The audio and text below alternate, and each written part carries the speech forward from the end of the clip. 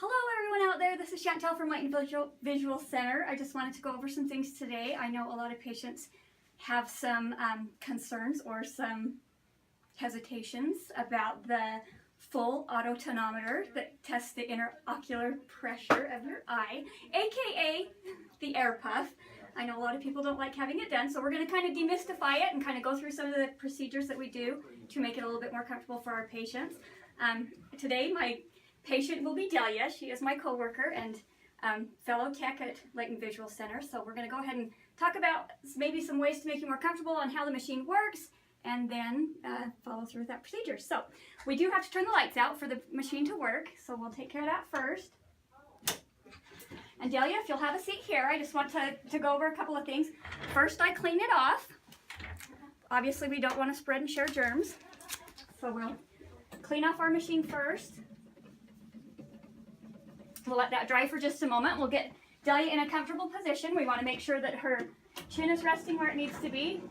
Her forehead needs to be pressing up against the machine. And first we're going to turn on the machine.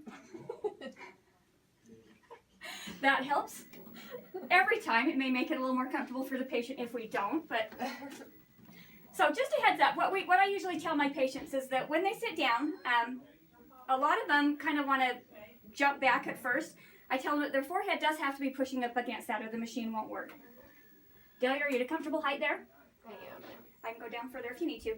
What I do is when I push the button, the machine is going to look for Delia's eye first so that she can be aware that it is not going to puff immediately. That takes a little bit of time, and I know it can cause some problems with the patient. We got to blink on that one. If you'll just try to keep both eyes open, watching the machine move, it'll wiggle and jiggle and try to find her first before that puff comes. Now it moves on over to the other eye. It's looking for her eye, keeping those eyebrows open, high, big. We got another blink. I'm going to press it again, and between blinks, it's going to try to catch her. And we got it. We got the measurements for both eyes. The numbers look good. Really nothing. It just surprises you.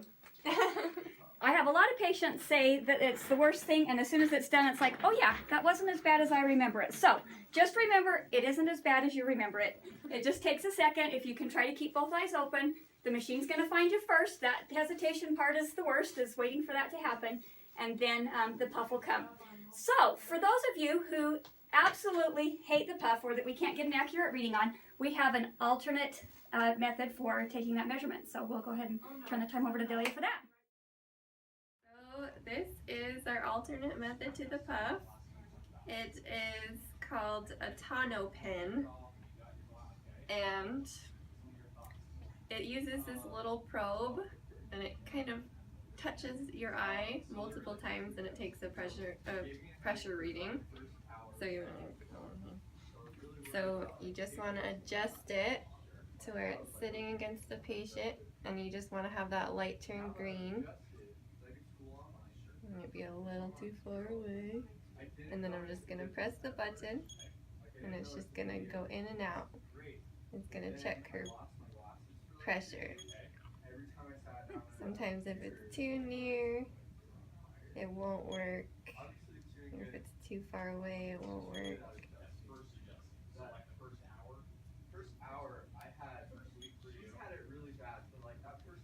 Sometimes it's not cooperative. Alright, there we go. So we got a reading of 16. And that's all that is. Some people think it's a little bit more comfortable than the puff.